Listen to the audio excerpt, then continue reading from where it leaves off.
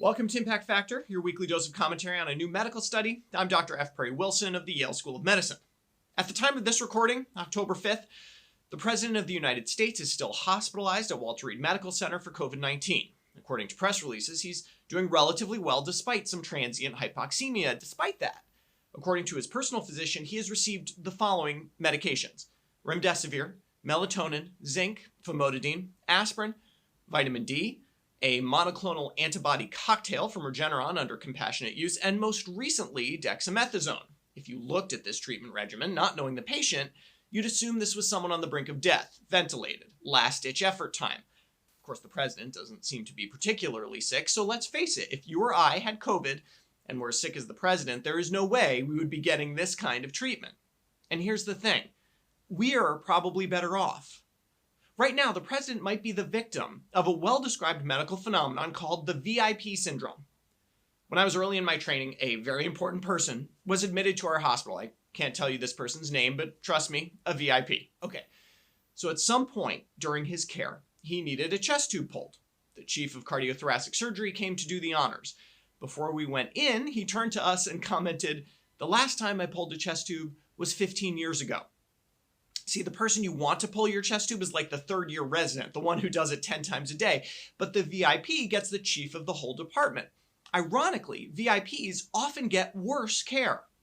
First described by Walter Weintraub in 1965, VIP syndrome is nothing new. Our first president, in fact, may have been a victim. On December 13th, 1799, George Washington, at age 67, was struck with some type of bacterial epiglottitis.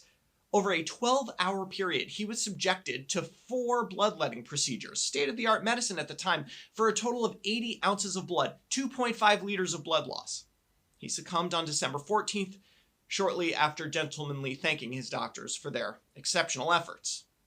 To be fair, the VIP syndrome is really one of anecdotes. Few rigorous studies have tried to evaluate the phenomenon. Nevertheless, case reports and case series appear across a variety of medical journals, psychiatry, medicine, even the vaunted New England Journal touched on the aspects of emergency care for the VIP patient in 1988.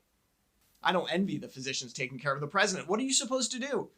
We don't know the full details of his condition, but assuming he was mildly ill, standard of care would basically be symptomatic relief. If he were hypoxemic, you could probably make an argument for steroids based on the recovery trial. Remdesivir as well, provided there was some evidence of lower respiratory involvement.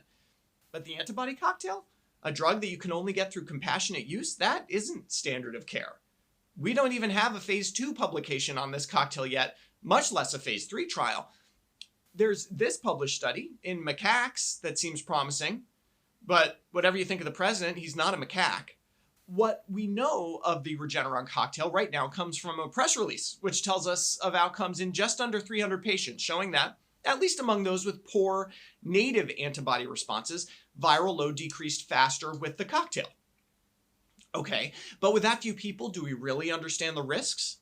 Monoclonal antibodies have a long history, but strange reactions can occur. Allergy to the product, off-target effects, you know the drill. Look, I'm not going to go hardcore egalitarian here. If we had a magic pill that cured COVID with no side effects but cost $10 million, sure, give it to the president, even though the rest of us can't get it.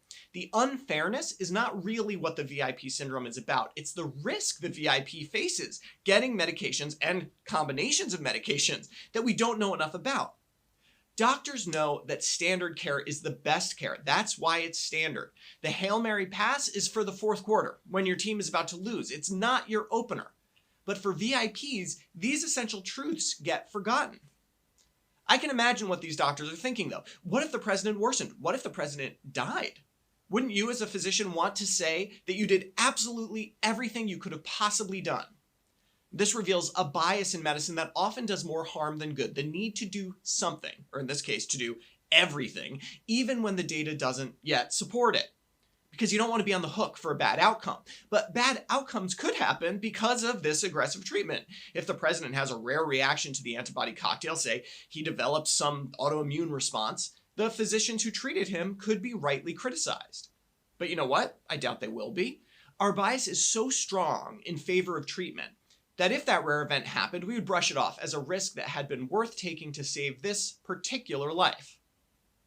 Of course, in the end, everyone deserves the best possible care. What's ironic is that because he's the president, Donald Trump may be receiving worse care than you or I would.